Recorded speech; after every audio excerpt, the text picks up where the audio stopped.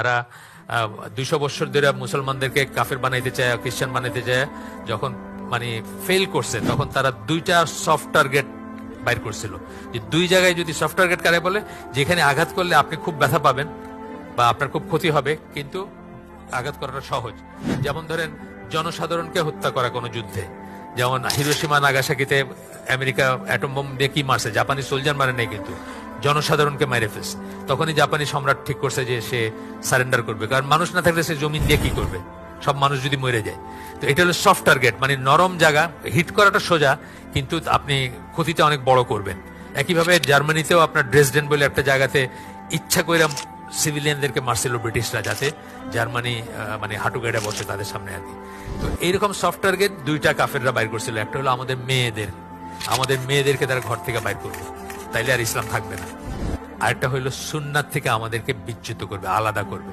আপনার ভিতরে যদি ঢুকাই দিতে পারে যে সুন্নাহ কয়েক কথায় লেখছে, প্রিজার্ভ করছে, এটা সহি না ভুল আপনি জানবেন কেমনে, হাদিস মানার কোনো দরকার নাই, ইত্যাদি জিনিস ঢুকাই দিলে অটোমেটিক্যালি আপনার দিন চলে যাবে। কারণ আপনি একটা জিনিস চিন্তা করেন যে 100 বছর ধরে কোনো সুন্নাহ নাই, জাস্ট একটা থিওরিটিক্যাল একটা সিচুয়েশন চিন্তা করেন যে 100 বছরের একটা পিরিয়ডে কেউ সুন্নাহ জানে না। আপনি নামাজ পড়তে জানবেন না, জানবেন আপনি রোজা রাখতে জানবেন, আপনি হজ করতে জানবেন না, আপনি কোনো ইবাদত করতে পারবেন না, সব হারায় যাবে আপনার। এই খ্রিস্টানরা যে এই দুরবস্থার ভিতরে আছে, তারা যে তাদের নবী সম্বন্ধে কিছুই জানেন, এমনকি তারাই বলে যে তাদের নবীর সম্বন্ধে যে কথা, ওগুলো হিস্টোরিক্যাল কথা না, কোনো ইতিহাসের কথা না, এগুলো কিংবদন্তি, মুখে মুখে চালু কথাবার্তা, গালগপ্প আছে।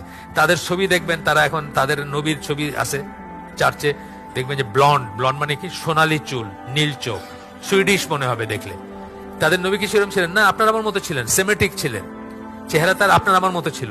এগুলো হয়েছে কেমনে, গালগপ্প করতে করতে আসছে, মানে যেহেতু তার সম্বন্ধে তার সুন্নাহটা প্রিজার্ভ করা হয় নাই। তা আমাদের নবীরে আপনি দেখতে পাবেন। আইদাল কার্নি বলে একজন আছে, তার একটা বই আছে, Muhammad as if you can see him, মানে বর্ণনাটা এরকম যে আপনি তাকে দেখতে পাবেন, যে কয়টা দাড়ি পাকছিল, চুলটা কিভাবে আশ্রাইছেন, কিভাবে জামা পরছেন, কিভাবে হাঁটছেন, কিভাবে খাইছেন, অ্যাজ ইফ আপনি দেখতে পারেন, এরকম ফাইনাল ডিটেলস আছে।